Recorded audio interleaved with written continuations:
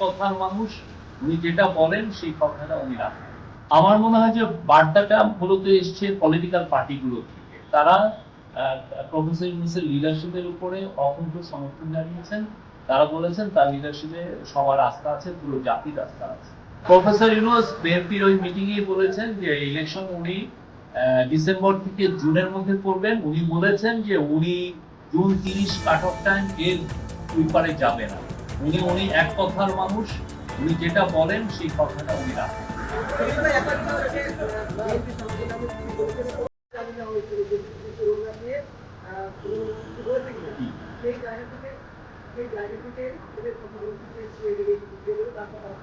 আমরা তো কথা বলছি, আমরা এই যে আমরা যা বললাম এই প্রফেসর ইউনূস বারবার বলেছেন ইলেকশন ডিসেম্বর থেকে জুনের মধ্যে হবে।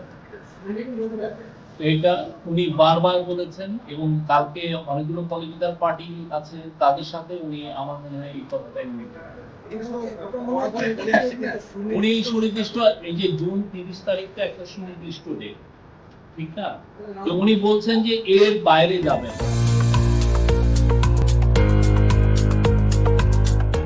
Subscribe for more content.